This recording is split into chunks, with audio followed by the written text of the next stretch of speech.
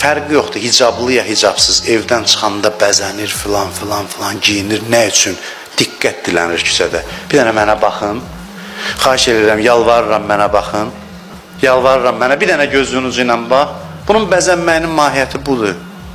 Bundan başqa bir şey deyil. Gözəlliyini qadın göstərsin cəmiyyətə. Qadın gözəlliyini göstərsin. Qadın intellektini təqdim eləsin. Qadın insan yetişdirsin.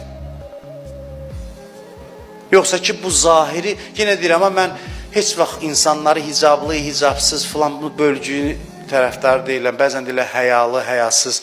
Yəni bu məsələləri mən başqa baxışla baxıram.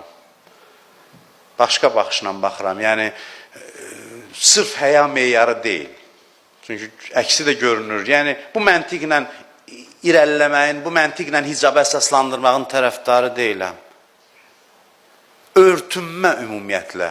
Örtünmə özü bir gözəllikdir, gözəl səhnədir.